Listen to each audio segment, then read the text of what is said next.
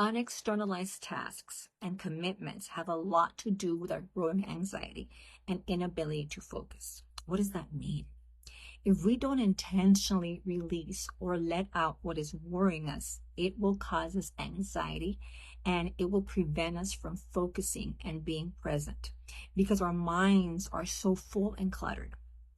How can you focus when your mind is so full of stuff?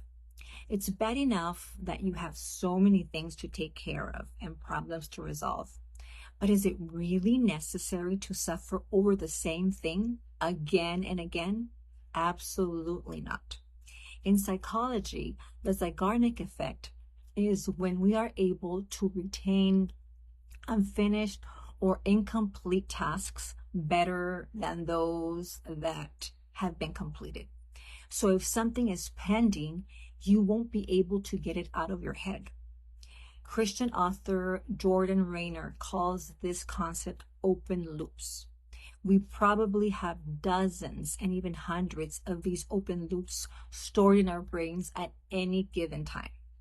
And like I mentioned before, God did not design our brains to hold that much information. Maybe process it, but not hold it. The part of your brain that stores your short-term memory can only hold 1 to 2 open loops at a time. So even holding one open loop at a time will affect our ability to focus and stay present. So what's the best way to get this done?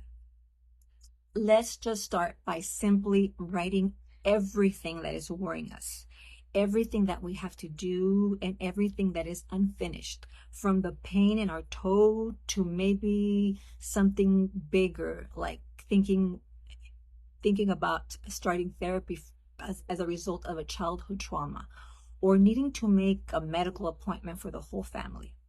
Writing it out helps because the paper literally holds the lists for you.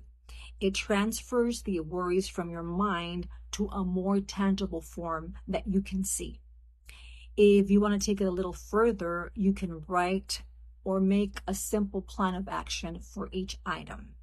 It can be as simple as, I will take the cleaners on Friday. That's the plan, taking the cleaners on Friday. It's a way of tricking your brain that you have checked off the item and it won't bother you as much.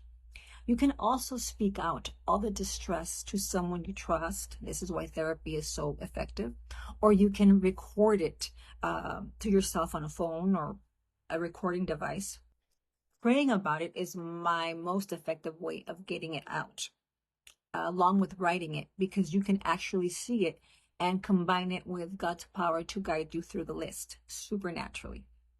Jesus said that we could cast out all our cares on him. There is nothing we are going through that we can't cast on him. I want to clarify that this is not a simple to-do list. I want us to externalize and get it all out. Everything that is worrying us. When we dump it all out, problems that we can't see clearly when they're all inside tend to get smaller and less powerful. We are able to see which ones we can start tackling, which one is priority at the moment. And this tends to automatically create a domino effect. And when we take care of the one, others follow. So take out that notepad and pen and start letting it out. Remember, don't filter it. Just get it all out. I guarantee you that you will feel less overwhelmed, less irritable, and less anxious now about what's going to happen in the future.